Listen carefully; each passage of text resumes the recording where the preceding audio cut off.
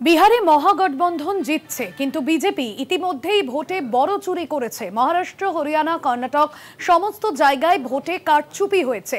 Voter তালিকা থেকে এখনো নাম বাদ দেওয়া হয়েছে। চলছে বড় সড় কারচুপি। অভিযোগ করেছেন রাহুল গান্ধী।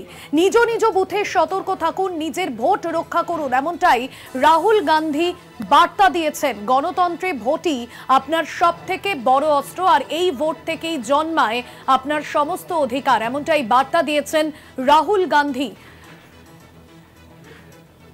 নিউজরুম থেকে রয়েছেন আমার সহকর্মী ঋষিকেশ ব্যানার্জি। ঋষিকেশ, এই যে রাহুল গান্ধীর বার্তা এবং যেখানে তিনি নরেন্দ্র মোদীকে সরাসরি নিশানা করেছেন, আমি আসবো তোমার কাছে, তবে রাহুল গান্ধী তিনি কি বলেছেন শোনাবো। महाराष्ट्र में देखा, कर्नाटक में देखा, हरियाणा में देखा, मध्य प्रदेश में देखा कि बीजेपी ने और आरएसएस ने मिलकर चुनाव चोरी किए हैं।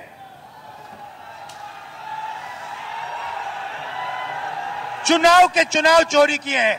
और मैं आपको बता रहा हूं, साफ बता रहा हूं, बिहार में इलेक्शन कमीशन ने महागठबंधन के वोटरों को काटा है, निकाला है वोटर लिस्ट से, और इसका सबूत हम आपको दे देंगे, दिया है और फिर से दे देंगे।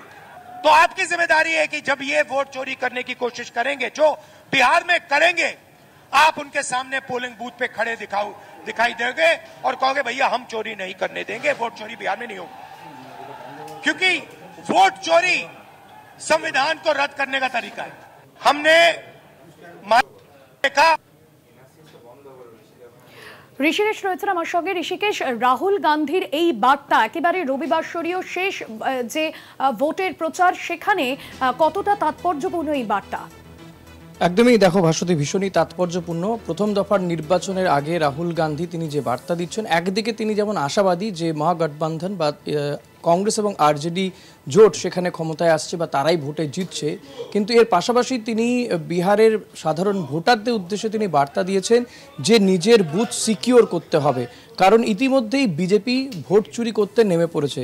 এসআইআর হওয়ার আগে থেকে আমরা জানি যে রাহুল গান্ধী বা কংগ্রেস, আরজেডি তারা প্রত্যেকেই অভিযোগ করছিল যে এই এসআইআর বা এই যে যেটা স্পেশাল ইন্টেন্সিভ রিভিশন হচ্ছে ভোটার লিস্টে, এটা আসলে করা হচ্ছে বিজেপির ইচ্ছাতে, বিজেপির মনোবাসনা পূর্ণ করতেই নির্বাচন কমিশন করছে, এবং এর মাধ্যমে প্রচুর ভোটার বিজেপি ঢোকাতে চাইছে বা ভোটার লিস্টে তাদের নাম তুলতে চাইছে, এবং তাদের নাম বাদ দিতে চাইছে যারা হয়তো কংগ্রেস বা আরজেডির সমর্থক, এবং যারা বিজেপির সমর্থক তাদের নাম এই ভোটার লিস্টের মাধ্যমে ঢুকিয়ে দিয়ে ভোট চুরি করতে চাইবে ভারতীয় জনতা পার্টি।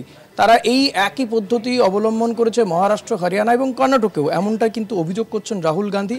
আমরা জানি বেশ কয়েক মাস আগে রাহুল গান্ধী তিনি নিজে সাংবাদিক সম্মেলন করে দেখিয়েছেন যে কর্ণাটকে 2024 সালের লোকসভা নির্বাচনের একটি বিধানসভা কেন্দ্রে একটি বুথে কিভাবে ভোট চুরি করা হয়েছে বলে তিনি দাবি করেছেন বা অভিযোগ করেছেন। সেখানে দেখা যাচ্ছে একটি অ্যাড্রেসে হয়তো 17 জন, কোথাও আবার 15 জন একই অ্যাড্রেসে ছোট্ট একটা ঘরে বসবাস করেন, মানে এমন ভোটার তালিকাতে তাদের নাম পাওয়া গেছে যাদের অ্যাড্রেস একই, বা কোথাও হয়তো অ্যাড্রেসে দেখা যাচ্ছে আরও বেশি লোক বাস করে। এইভাবেই বিজেপি ভোট চুরি করতে চাইছে নির্বাচন কমিশনকে কাজে লাগিয়ে।